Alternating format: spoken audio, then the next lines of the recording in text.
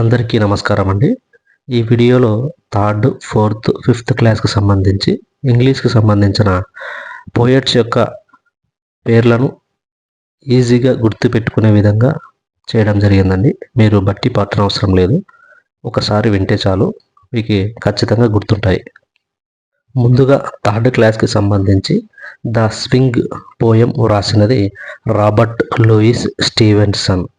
ఎలా గుర్తుపెట్టుకోవాలంటే క్రికెట్ పైన అవగాహన ఉన్నవారైతే బౌలర్స్ కొత్త బంతితో స్వింగ్ని రాబడతారు అని గుర్తుపెట్టుకోవాలి. ఒకవేళ క్రికెట్ పైన అవగాహన లేని వారైతే స్వింగ్ని దొంగలించారు, ఇక్కడ దొంగని రాబర్ అంటారు అని గుర్తుపెట్టుకోవాలి. ఇక్కడ కీవర్డ్స్ వచ్చేసి రాబర్ట్ లేదా రాబర్ అని గుర్తుపెట్టుకోండి. Next the wheels on the bus పోయంని రాసినది వెర్నా హిల్స్. దీన్ని ఎలా గుర్తుపెట్టుకోవాలంటే వీల్స్ని వెన్నతో తయారు చేశారు, బస్సు కొండపైకి వెళ్తుంది అని గుర్తుపెట్టుకోండి. ఇక్కడ కీవర్డ్స్ వచ్చేసి వెర్నా అనగా వెన్న, హిల్స్ అనగా కొండలు అని గుర్తుపెట్టుకోండి. ద మూన్ పోయంను రాసింది ఎలిజా లీ క్యాబోట్ ఫాలెన్. మనం చిన్నప్పుడు అన్నం తినకపోతే అమ్మ చందమామ రావే, జాబిల్లి రావే, కొండెక్కి రావే, కొండపూలు తేవే అని చందమామను చూపిస్తూ తినిపిస్తుంది.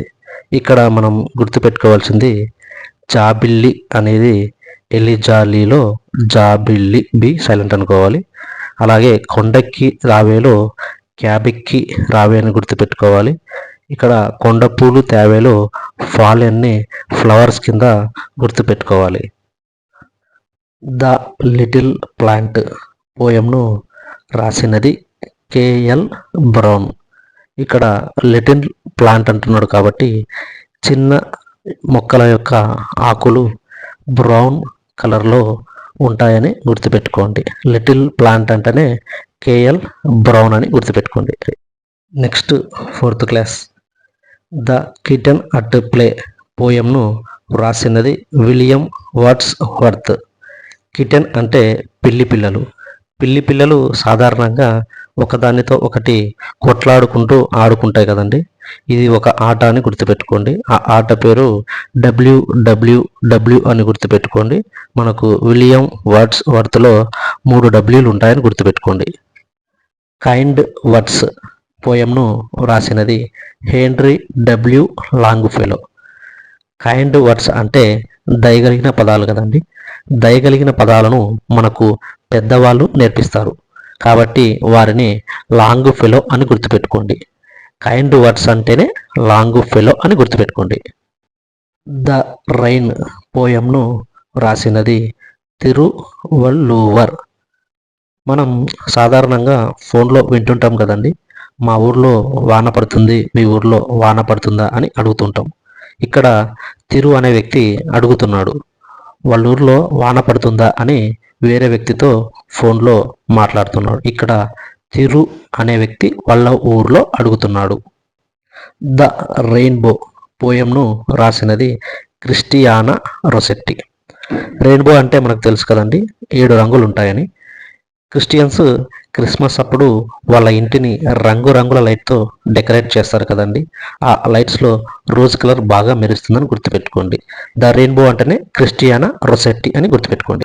Fifth class return in March పోయంను రాసినది విలియం వర్డ్స్ వర్త్. సాధారణంగా 10వ తరగతి పరీక్షలు మార్చిలో జరుగుతాయి. అప్పుడు మనం పిల్లలకు పరీక్షలు ఎలా రాయాలి అని కొన్ని మెలకువలు చెప్తాము కదండి. ఆ పదాలు విలువైనవని గుర్తుపెట్టుకోండి. వర్డ్స్ అంటే పదాలు, వర్త్ అంటే విలువైనవి. విలియం వర్డ్స్ వర్త్ అని గుర్తుపెట్టుకోండి. కలాం విత్ చిల్డ్రన్ లెసన్ రాసింది ఏపీజే అబ్దుల్ కలాం గారండి.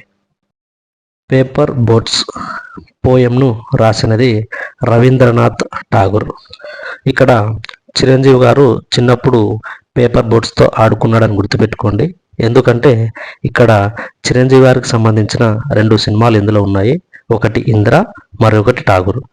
పేపర్ బోట్స్ అంటే చిరంజీవి గారు. వేమన పోయమ్స్ రాసినది సిపి బ్రౌన్ గారు.